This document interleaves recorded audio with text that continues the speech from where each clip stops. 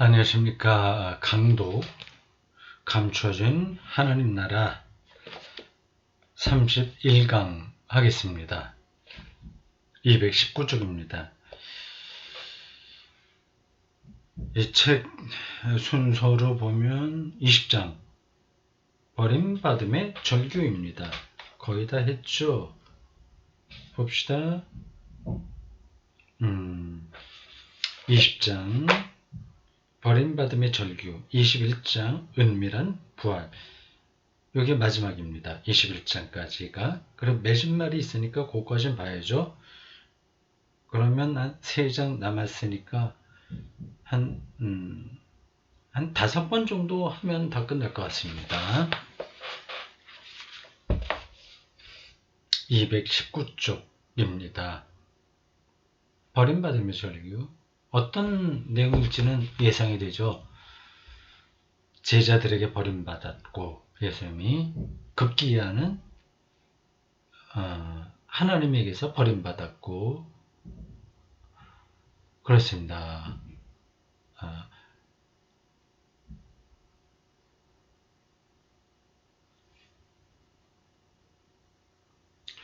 하나님에게서 버림받았다는 말을 기독교인들은 좀 불편하게 생각할 겁니다. 이해가 잘 안 될 거예요. 그래서 우리 죄를 용서받게 하기 위해서 예수님이 십자가를 지셨다 이렇게 얘기하죠. 자원해서 십자가를 진 것처럼 얘기합니다. 자원한 건 아니에요.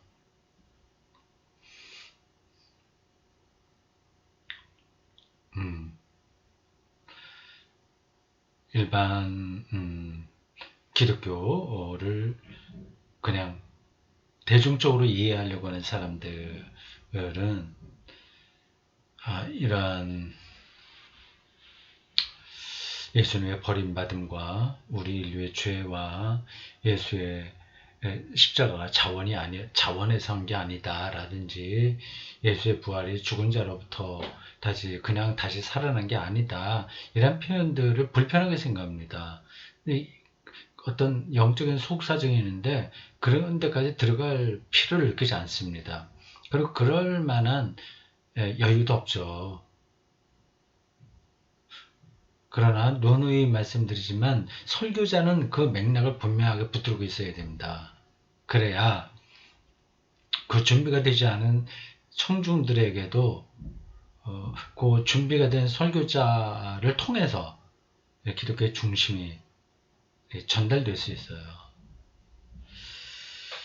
자, 버림받음의 절규 어떤 내용인지 구체적으로 따라가면서 살펴보도록 합시다. 때는 밤이었다. 요한복음 13장 30절 연필을 좀 풀고요. 연필 제가 잘 사용하는 연필입니다. 여기 진하게 나와서 좋아요. 문화 연필이네, 문화. 대종, 컴퓨터용 이렇게 써 있습니다. 이게 삽이 아니에요. 그 흑심의 그 농도에 따라서 표기가 달라지는데 삽이가 아니라 이비군요. 이비 연필. 여기다 이비 연필. 진해서 좋습니다. 굵게 나오고. 때는 밤이었다. 요한복음 1장 13장 30절. 이 사람이 르크레르가 복음서 왔다 갔다 하면서 자기 필요적절한 손구를 끌어들여요.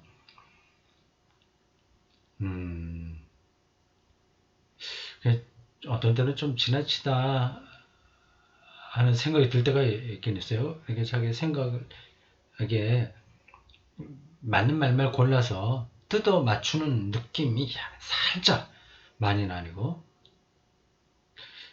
들기도 합니다. 근데 공간복음이라면 그쪽으로 좀 주로 얘기를 하면 좋은데 요한복음도 훨씬 다른 배경이 있어요. 이걸 같이 섞어서 얘기를 하다 보면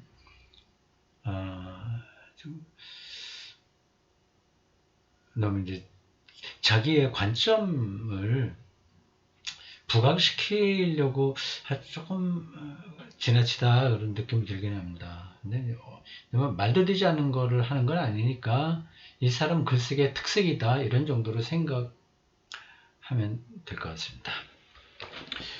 요한의 이 표현은 간결하지만 이 밤은 단순히 외적 시간만을 의미하지 않는다. 밤이 예수님의 마음에 엄습했다. 문학적 상상력이 여기 나온 거예요. 이 요한복음 기자가 실제로 그렇게 생각하고 썼는지 아닌지는 밤이라는 표현을 뭔지 아닌지는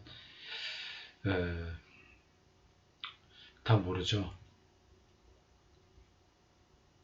네, 그렇게 상상하는 것도 필요합니다. 글쓰기는 그 글 쓴 사람이 다 모르고 했다고 하더라도 나중에 그걸 읽고 해석하는 사람에 의해서 더 깊은 세계로 드러날 수 있습니다. 모든 예술 작품도 그렇습니다. 시도 그렇고 시인이 뭐 다 알고 쓰나요? 또 영감을 받아서 쓰는데 자기도 모르게 그걸 표현한 게 어떤 사람에 의해서 이 시인이 몰랐던 세계를 드러내는 계기가 됩니다. 음악이나 미술은 더 그렇죠. 성경도 그러한 맥락들이 있습니다. 밤이 예수님의 마음에 엄습했다 이렇게 설명합니다. 저녁 식사 동안에 예수님을 환히 비추던 사명 완수에 대한 전망은 돌연 사라지고 이제 어둠 속에서 예수님은 홀로 두려움에 직면한다. 올리브 산에 다다르자 예수님이 제자들에게 말한다. 감람산에서 기도하는 모습이에요. 내가 기도하는 동안 여기 앉아 있으시오. 공간복음에도 나오는 이야기입니다. 필요 적절한 그 성구들을 일거래로는 이곳저곳에서 발췌하고 있습니다. 이어 예수님은 베드로와 야고보와 요한을 데리고 갔다. 그리고 공포와 번민에 휩싸이기 시작했다. 내 영혼이 근심에 쌓여 죽을 지경입니다. 당신들은 제자들이죠. 여기 머물러서 깨어 있으시오. 예수님은 홀로 고독 속에 잠겨 밤새 기도하셨다. 예수님은 땅에 엎드려 이렇게 말씀하셨다. 마가복음 14장 36절 아빠 아버지께서는 어떤 일이든 하실 수 있사오니 이 잔을 저에게서 거두어 주소서. 이 구절에서 아빠라는 호칭 안에 예수님의 온 존재가 이 호칭은 아람어예요. 자기 아버지를 친근하고 온전히 신뢰할 대상으로 느끼는 호칭입니다. 그분의 내밀한 삶이 표현되어 있다. 이 호칭 안에. 여기서 마가가 전하는 이 아람 말은 분명 예수님이 하나님께 말씀하실 때 습관적으로 사용하신 어휘였을 것이다. 아이들의 말에서 빌려온 이 호칭은 아이들의 말이라고 해서 어리광 피우고 하는 건 아닙니다. 애칭 이런 것도 아닙니다. 전적인 신뢰가 담겨있는 호칭이에요. 이 호칭은 신뢰와 애정이 담긴 말로 예수님과 하나님 아버지의 내밀하고 유일무이한 관계를 나타낸다. 내밀하다. 그러니까 바깥으로는 안 보이죠. 어떤 이들의 눈에는 안 보이는 내밀한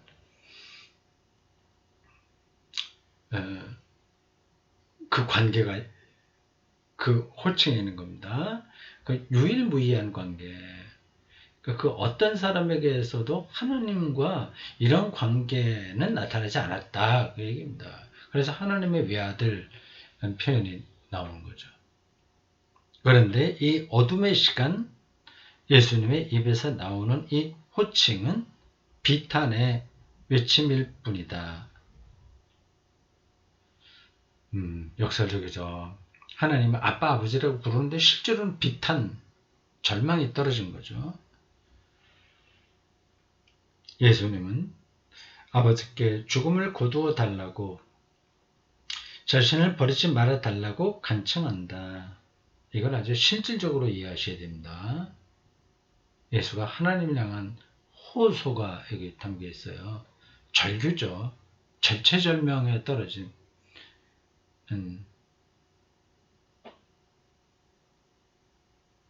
그러한 사람의 절규입니다. 당신을 기다리고 있는 것이 무엇인지를 예수님은 잘 알고 계셨다. 그것은 칠흑 같은 공포였다. 십자가 지고. 정말 공포스럽죠. 그냥 칼을 받는 것, 그리고 목에 줄이 다 감기는 것, 이러한 거라면 오히려 차라리 낫죠. 사지가 찢어져서 죽는 게 오히려 낫죠. 이 십자가 주용은 훨씬 더 비교할 수 없을 정도의 끔찍한 죽음입니다. 그리고 그 죽는 과정이 너무 길어요. 어떤 사람들은 한 주일 혹은 2주일 동안 그 십자가에 매달려 있다고 합니다. 죽음이 완전히 빨리 안 끝나니까요. 감성이 극도로 예민해졌고 두려움에 사로잡혀 아버지를 불렀다. 그러나 그분의 외침은 밤의 침묵 속으로 사라졌다. 그리고 저 아래 제자들의 무리는 잠들어 있었다. 대답이 없는 거죠. 하나님의 침묵이죠.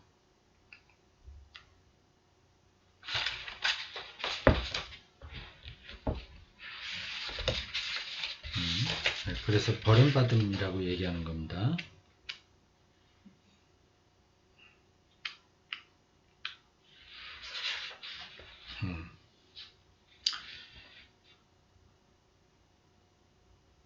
요한에게 세례를 받은 이래 예수님은 하나님께서 새롭게 가까이 계심을 줄곧 선포했다.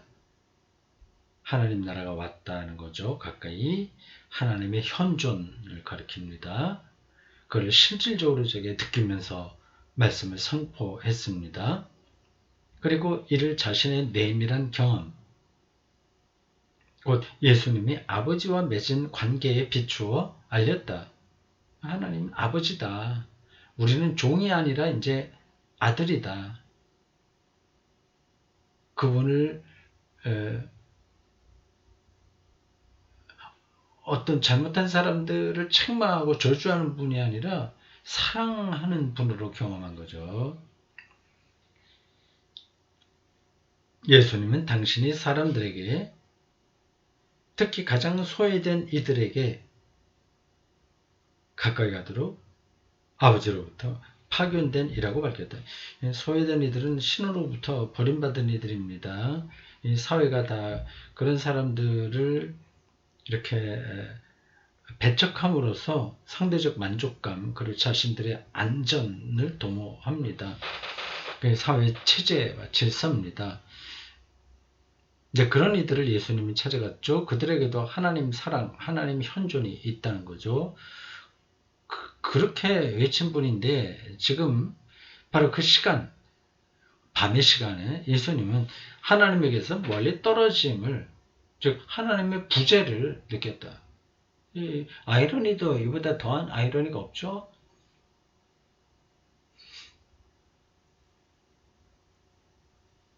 이는 마치 하나님에게서 버림받은 느낌, 하나님에게서 벗어나 어둠 속에 있는 느낌이다. 하나님 아버지는 어디 계신가? 고되고 차가운 현실로 매정하게 깨진 한낱 멋진 꿈에 불과하단 말인가. 그러니까 자기의 내밀한 경험, 하나님과 아버지라고 부르고 아들로서의 그 지위를 아주 뼛속 깊이 경험했던 그 모든 것들이 한낱 거품에 불가했단 말인가 하는 회의를 예수가 할 수밖에 없는 순간이죠.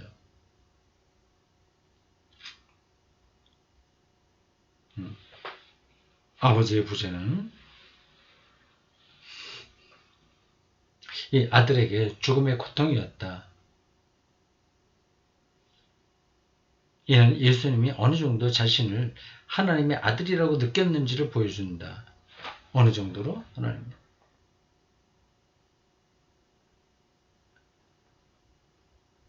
전적으로 신뢰했기 때문에 전적으로 절망하는 거죠.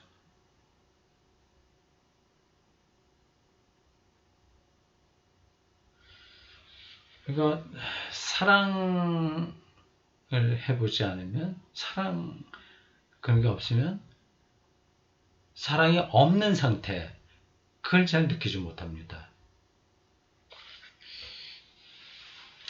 예수님은 아버지가 없는 곳에서 결코 살아갈 수 없었다.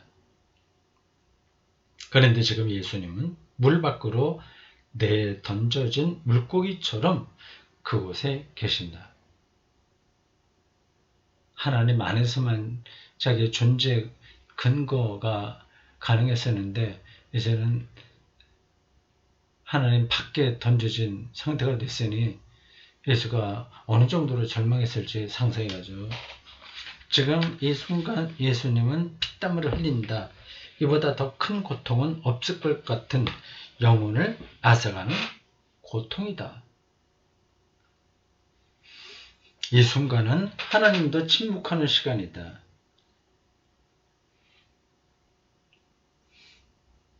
하나님께서 사람이 사람답게 존재하도록 완전히 자유롭게 스스로 결정하도록 내버려 두는 시간이다. 하나님 없이 자기가 결정해야 돼. 사람이 스스로 제 운명을 또 안고 그 의미를 부여하도록 주어진 시간이다. 백척간두죠, 말하자면. 백척간두. 거기서 뛰어내려야 되는 거죠. 그런데 이 시간은 사람도 하나님께서 하나님으로 존재하도록 해드리면서 그분의 신비를 찬미하는 시간이다. 절대적인 절망 가운데서 하나님을 신뢰하는 시간, 찬미하는 시간, 역설적이죠.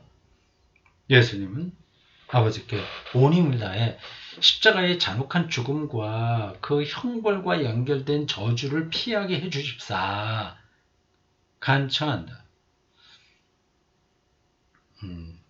설명을 잘하고 있습니다. 이분 르크레르가 이때 처음으로 예수님은 아들로서 아버지께 자신을 위해 자신의 구원을 위해 기도한다. 여태까지는 자기를 위한 기도는 하지 않았을 테니까. 예수는 아버지께 이렇게 말씀하셨다. 제가 원하는 대로 하지 마시고 아버지께서 원하시는 대로 하소서. 얼마나 하나님을 신뢰했으면 이렇게 얘기할 수 있겠습니까? 예수님이 평정을 되찾고 아들답게 평소의 숨결을 되찾기까지 얼마나 많은 시간이 필요했을까? 예수님의 기도는 아버지의 뜻에 자신을 전적으로 내맡기는 것으로 끝난다.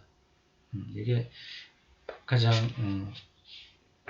성숙한 신앙의 태도입니다. 아버지의 뜻에 맡기는 것. 미래가 어떻게 될지 몰라. 그러니까 아버지의 뜻은 다 그에게는 선하다는 확신이 있기 때문에 이게 가능한 거죠. 그럴 때만 죽음까지도 하나님의 은총으로 우리가 느낄 수 있습니다. 이게 쉽지는 않아요. 하나님에 대한 경험과 신뢰가 어느 정도냐에 따라서 이게 판가름될 겁니다. 예수님이 자신의 죽음을 아버지의 뜻으로 그 뜻을 이루도록 아버지께서 마련하신 신비한 계획으로 바라보게 되면서 비로소 그 죽음을 받아들일 힘도 얻는다. 이는 아버지께서 친히 아들의 마음에 심어주신 것이다. 어떤 지혜로운 자는 현자라고 되어 있는데 누군지 모르겠어요. 유대교 현자인지 기독교 현자인지 아니면 뭐 로마 이런 이방 세계의 현자인지 모르겠는데 그냥 현자가 한 이야기가 나옵니다. 기도의 끝이 시작보다 낫다고 말한다.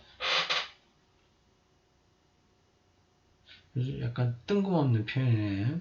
이 말의 의미는 알겠는데 이 현자라고 되어 있어서 이건 누가 말한 건지 알아야 되겠는데, 그리고 요 표현이 예수에 대한 이야기인지 아니면 기도의 일반적인 것을 얘기하는 건지 잘 모르겠습니다.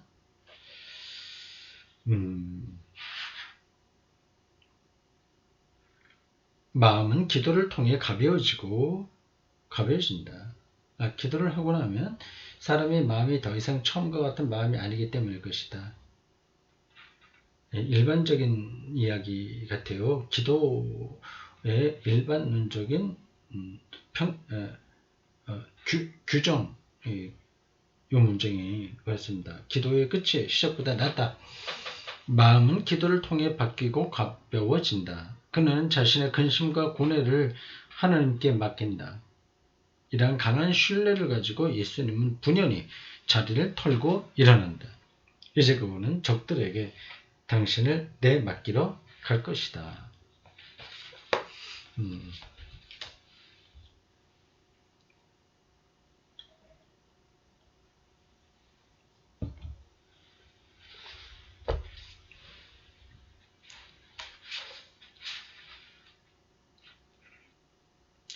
대제사장들의 경비병들이 예수님을 잡고자 한밤에 군중으로부터 멀리 떨어진 동산, 겟세마네 동산으로 왔다. 예수님이 십자가 지신 것은 골고다 언덕이고 기도하신 곳 겟세마네입니다. 예루살렘 근처에 다 있는 겁니다. 예수님은 밤중에 한나스의 집에 대제사장이에요. 집에서 짧게 신문을 받은 뒤 첫 닭이 울 때에 최고의회, 즉 사내들인 앞으로 끌려갔다. 이렇게 심야 신문을 받는다는 것은 비정상적인 겁니다. 예수님의 죽음은 이미 결정된 것이었기에 재판은 형식적이었다. 법적인 외형을 갖추어 로마 총독에게 율법에 따라 예수는 죽어야 한다는 것을 믿게 해야 했다. 밤새 피고인에게 수많은 모욕이 가해졌다. 권력이 한 사람을 제거하고자 할 때 가장 먼저 하는 일은 대중이 보는 앞에서 그를 짓밟고 더럽히며 겉모습부터 인간의 존엄을 빼앗는 것이다. 권력이 이렇게 하는 일들은 현대 한국 역사에도 많이 나타나죠. 그는 연민을 받는 것조차 부당한 악인으로 보여야 된다. 안 되죠. 이제 죽일 놈, 뻔뻔스러운 놈, 그래서 연민의 대상도 못 돼. 이렇게 대중들에게 여론을 갖도록 이제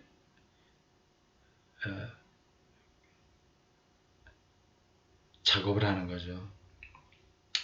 예로부터 이 굳은 일은 권력의 하수인들이 또 맡았다.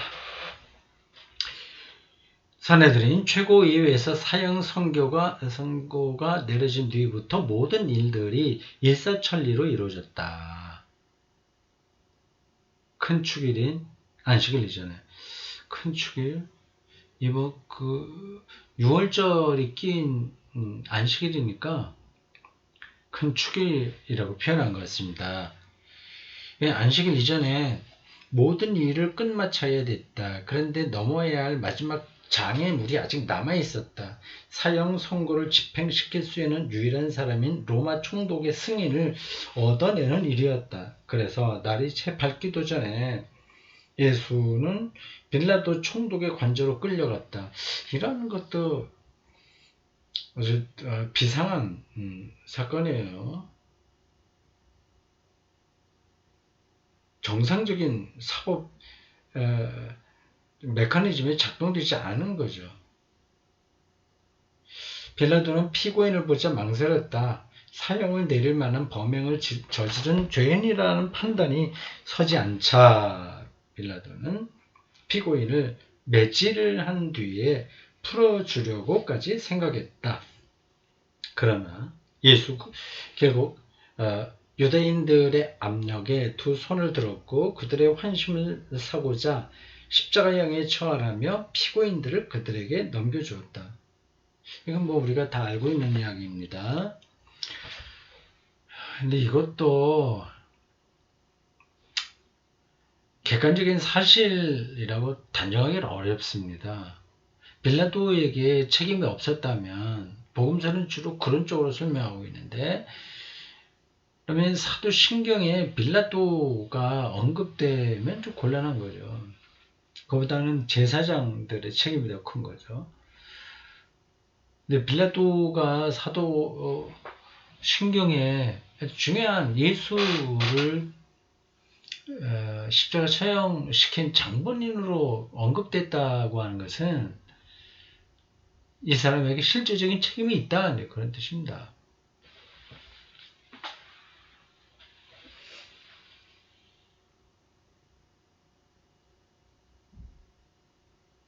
이때부터 형 집행이 이루어졌다. 예수님은 십자가를 짊어지고 해골 골고다요, 해골 터라 불리는 형장으로 끌려갔다. 그리고 바로 그곳에서 옷 벗김을 당하고 나무에 못 박혔다. 십자가죠. 강도 두 명이 그분과 함께 각각 왼편과 오른편에 나란히 십자가형을 받았다. 십자가형은 사형수의 팔과 다리를 못으로 박은 뒤 나무에 매달아 서서히 질식해서 피와 진액에다 빠지는 방식으로 죽게 만드는 극도로 잔인하고 야만적인 처형 방식이다. 이러한 방식의 죽음을 표현할 수 있는 말이 있다면 그것은 공포밖에 없다. 가혹한 형벌을 받고 나서 3시간 뒤에 예수님은 큰 소리로 외쳤다. 엘리 엘리 라마 사박다니.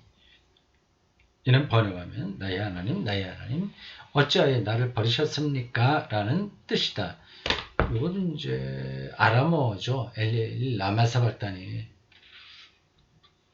예수님이 쓰신 언어가 아람어니까 저 기독교인들이 그 식으로 기억하고 있었을 겁니다. 그러니까 중요한 데에서는 이런 아람어 이런 것들을 복음서가 기록하고 있어요. 마가에 따르면 이 말씀이 십자가 위에서 예수님이 하신 유일한 말씀이다.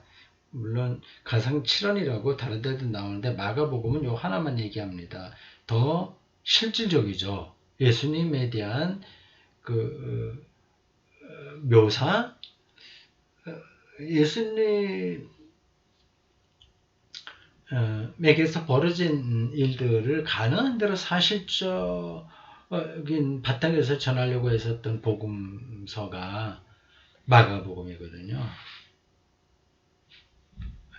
상대적으로 그렇다고 하는 거지. 마가복음이 모든 역사적, 객관적 사실에만 딱 제한받지는 않습니다. 이 말씀을 하고 잠시 뒤 예수님은 다시 큰 소리를 외치고 숨을 거뒀다. 그러니까 하나님 나라가 가까이 왔다고 말씀을 시작해서 하나님이 나를 버리셨습니까? 는 말로 맞췄어요. 그게 예수님의 첫 마디와 마지막 말입니다. 어처구니 없는 거죠. 이렇게 되면 그냥 이 말로만 본다면 예수는 배교자죠. 하나님을 믿지 않고 죽은 거니까. 그러나 이 표현에 이미 하나님에 대한 절대적인 신뢰가 담겨 있습니다. 마가가 전하는 십자가형을 받으신 분의 말씀으로 전하는 이 시편 22편의 말씀은 많은 의문을 제기한다. 과연 역사적으로 실제했는가? 이 말이 예수님이 진짜 그렇게 외쳤다는 말인가? 질식해서 죽어가는 사람이 어떻게 그러한 긴 문장을 발음할 수 있는가? 누가와 요한은 마가가 전한 말씀은 생략하고 다른 말들을 전한다. 그들이 전하는 이야기야 마가의 이야기가 서로 조화를 이루는가 했어요.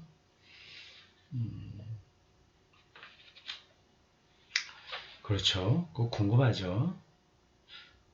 이 대답은 어떻겠습니까? 저는 뒤에 책 안 읽어봤어요. 미로 짐작할 건데 당연하겠지만 조화가 되는 거죠. 마가복음은 왜 나를 버리십니까? 하나님을 부정하는 것 듯한 뉘앙스의 발언을 하고 끝나는데 다른 데 또 있어요. 요한복음에 좀 나온 게 있어요. 그래서 7마디 말씀이라고 합니다. 서로 모순되는 것 같은데 이 결국은 서로 조화가 된다. 이렇게 볼 수 있습니다. 아마 그렇게 이야기할 거 하겠죠. 르크레르가. 모르겠습니다. 제가 생각하지 못한 어떤 새로운 설명이 나올지는요.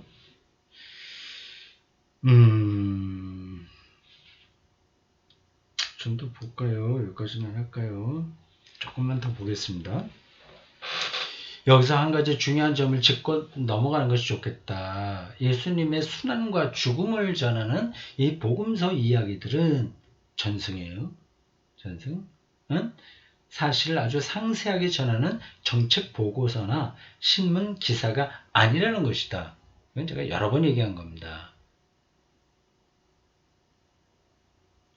복음서는 단순히 사실 전달을 위해서 쓰인 것이 아니다. 복음 기자들은 내 목적은 예수님의 죽음을 설명하면서 그에 대한 신앙적 이해를 제공하는 것이다. 믿음을 불러일으키려고 하는 겁니다. 사실과 완전히 반대되면 그것은 아닌 거죠. 이것은 이미 복음서들의 원전이라 할 매우 오래된 전승들에서 나타난다. 전승은 사도 바울의 편지들에게 오히려 더 아주 오래된 것들이 들어있습니다. 초대교회 때부터 예수님의 죽음에 관한 이야기는 신앙의 관점에서 그분의 죽음을 규명하는 방식으로 전해져 왔다. 신앙적으로 해석했다는 겁니다. 바로 이것이 절대적으로 필요했다. 예수님의 죽음은 신앙을 받아들이는 데 참으로 걸림돌이 되기 때문이다. 그렇죠. 하나님의 아들이 십자가로 죽는다고 하는 것은 이 용납이 안 되는 겁니다. 유대인들에게는 이건 절대적으로 바보 같은 짓인 거예요. 그런 메시아를 믿을 수가 없었습니다. 근데 이걸 이 스캔들을 어떻게 극복하냐 하는 게 초기독교의 난제였습니다. 따라서 그날 일어난 일들을 모두 정확하고 사실적으로 묘사하여 호기심을 충족시키거나 동정을 불러일으키는 것이 중요한 사안이 아니었다. 지금 잘 말하고 있어요. 르크레르가 예수의 죽음을 하나님의 계획 안에 있는 사건, 구원의 역사 안에 포함된 사건으로 바라보고 이해하는 것이 중요했다. 우리 죄를 용서하는 토대가 되는 거죠. 그리고 가장 좋은 방법은 예수의 죽음을 구약에 비추어 즉 시편 언어에 기대서 설명하는 것이었다. 지금 설명 잘하고 있어요. 신학적으로 토대가 탄탄한 분입니다. 르크레르 이런 분들의 글을 읽다 보면 그게 나타나요. 이렇게 신학적 의도에서 주도적으로 그 이야기를 가공한 것이었다. 이 표현 자체는 그렇게 매끄럽지 않습니다. 가공이라고 하면은 일부러 없는 걸 만들어내고 거짓말하는 것처럼 목적을 위해서 선한 거짓말이 가능하다는 것처럼 느껴지잖아요. 가공했다기보다 무슨 표현이 좋을까요? 편집 했다? 아니면 마땅히 그럴 개연성이 있는 것에 대한 신학적 상상력을 거기에 포함시켰다? 이렇게 하는 게 낫지 않을까. 근데 가공이라는 이 번역은 적합하지 않습니다. 번역자가 이렇게 한 건지 르크레르가 그 단어를 썼는지는 제가 잘 모르겠어요. 근데 이게 좀 이 단어 자체는 마음에 안 들어도 무슨 뜻인지는 전달이 됐죠. 따라서 우리는 십자가 위에서 하신 예수님의 말씀을 단순히 마지막 순간에 대한 정보로 이해하기보다는 죽음을 맞는 그리스도의 신비에 대한 올바른 신학적 해석으로 이해해야 된다. 죽음. 그리스도가 죽는다. 이게 왜 그러냐? 신비에 대한 신학적 해석으로 봐야 된다. 잘 보고 있습니다. 이건 옳은 얘기입니다. 이런 얘기가 일반 기독교인들에게는 저게 도대체 무슨 얘기야? 뭐 그렇게 그게 있다는 거야. 그럴 수가 있나? 예수님 우리 죄를 십자가 달려 돌아가시고 뭐 우리가 일반적으로 알고 있는 그런 거면 됐지 뭐 이렇게까지 가나? 이게 사실이다 아니다 뭐 이렇게까지 말할 필요가 있나 생각하시겠죠? 이게 이렇게 보는 게 더 사실적인 겁니다. 실제예요. 기독교에서 벌어졌던 그러한 일들을 잘 얘기하고 있습니다. 자칫하면 우리 기독교 일반 신자들은 허상을 보고 있을 줄 몰라요. 허상. 네, 여기까지입니다.